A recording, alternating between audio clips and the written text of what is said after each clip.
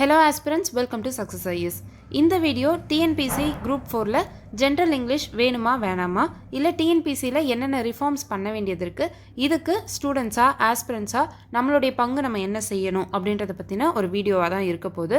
So எல்லாருக்குமே இங்கே வந்து எல்லாமே வந்து ஈக்குவலாக போயிட்டுருக்கா அப்படின்னு கேட்டோன்னா சில செட்பேக்ஸ் இருக்க தான் செய்யுது. ஸோ அதை ஸ்டூடெண்ட்ஸான நம்ம தான் கரெக்டான முறையில் எடுத்து வைக்கணும்.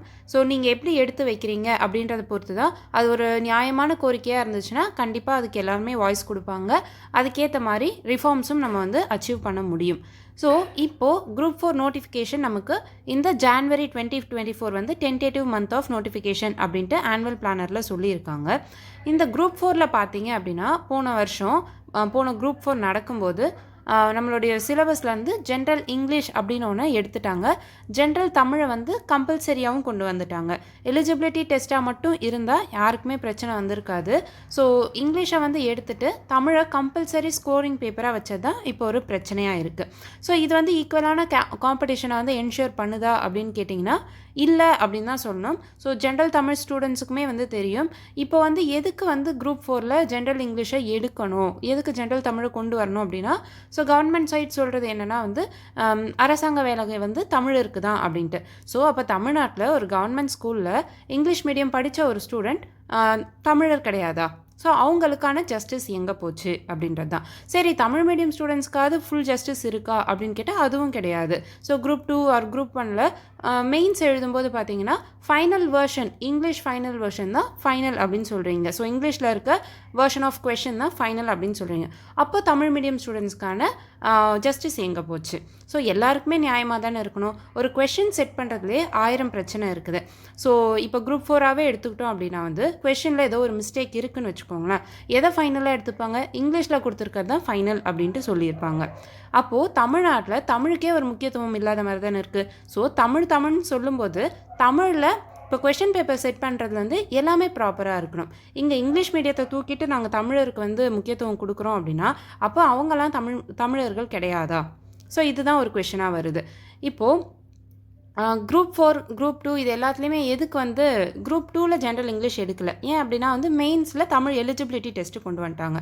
ஸோ தமிழ் தெரிஞ்சால் தான் நமக்கு இங்கே தமிழர்களுக்கு கவர்மெண்ட் ஜாப் இருக்குது அப்படின்னா தமிழை வந்து எலிஜிபிலிட்டியாகவே வைக்கலாம். ஸோ கம்பல்சரி ஸ்கோரிங் பேப்பர் அப்படின்றது தான் இங்கே ஒரு கேள்விக்குறியாக இருக்குது. எனக்கு தெரிஞ்சு நான் என்ன சொல்வேன் அப்படின்னா, எலிஜிபிலிட்டி பேப்பராக வைக்கிறத எலிஜிபிலிட்டியாக வைங்க. இல்லையா இன்னும் பெட்டர், தமிழர்களுக்கு தான் தமிழ்நாட்டில் வேலை அப்படின்னா அவங்களுடைய நேட்டிவிட்டி சர்டிஃபிகேட்டை நம்ம கேட்கலாம்.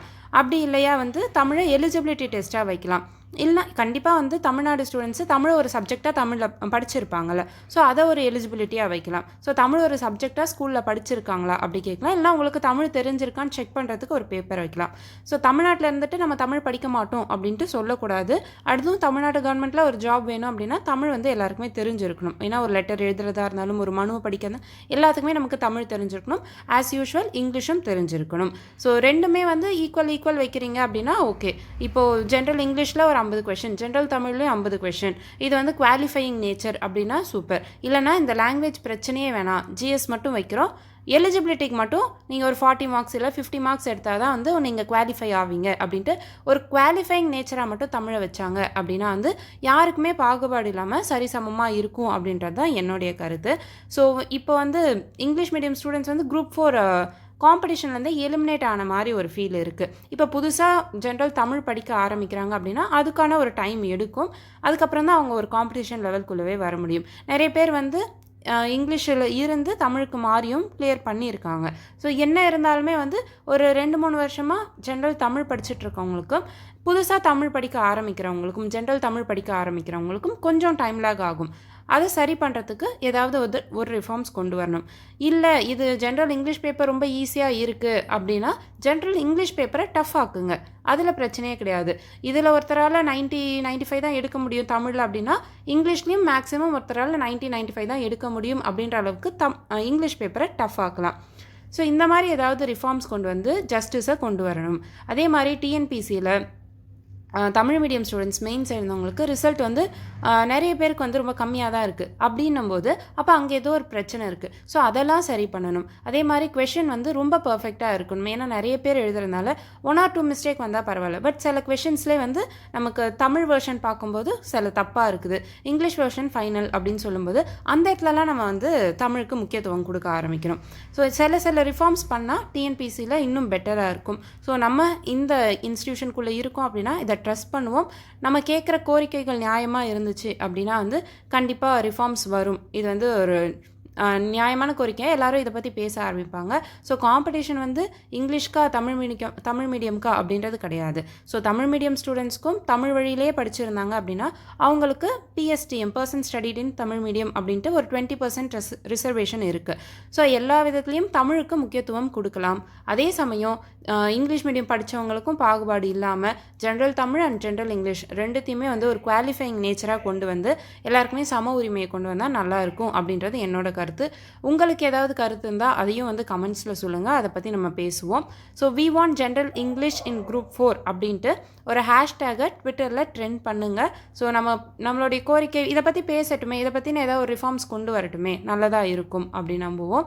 ஸோ யாருமே வந்து காம்படிஷன் வந்து எனக்கு சாதகமாக இருக்கணும் அப்படின்ற மாதிரி யோசிக்க மாட்டோம். ஒரு ஜென்ரல் ஆஸ்பிரண்ட் காம்படிஷனில் எப்பயுமே ஈக்குவலாக இருந்து வரணும் அப்படின்னு தான் நினைப்பாங்க.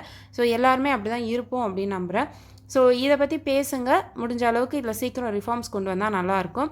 இந்த அப்கமிங் குரூப் 4 நோட்டிஃபிகேஷனில் இதில் ஏதாவது ஒரு நியாயம் வைக்கணும். இல்லைனா ஃபுல்லாக ஜிஎஸ்ஏ வைங்க. குவாலிஃபைங் பேப்பராக இருந்துச்சுன்னா யாருக்குமே எந்த பிரச்சனையும் இல்லை. எல்லாருமே வந்து தமிழ் குவாலிஃபை பண்ணுவாங்க, தமிழ்நாட்டில் படிச்சிருந்தாங்க, இல்லை தமிழ் ஒரு சப்ஜெக்டாக படிச்சிருந்தாங்க அப்படின்னா. ஸோ அந்த மாதிரி ரிஃபார்ம்ஸ் கொண்டு வாங்க. இந்த மாதிரி ஒருத்தருக்கு வந்து சாதகமாக ஒருத்தருக்கு பாதகமாக இல்லாமல் இருந்தாலே போதும். ஸோ இதில் ஏதாவது உங்களுக்கு டவுட்ஸ் இருக்குது, இல்லை இன்னும் இதெல்லாம் கொண்டு வரணும் அப்படின்னா அதையும் கமெண்ட்ஸில் சொல்லுங்கள். அண்ட் ட்விட்டர்லேயும் வந்து hashtag we want general English in group 4 அப்படின்ற ஹேஷ்டேக்கும் போடுங்க. நானும் போடுறேன். ஸோ அதை ட்வீட் பண்ணுங்கள். இல்லை ஏதாவது டவுட்ஸ் இருந்தால் கேளுங்க. Wish you all success in life. Thank you.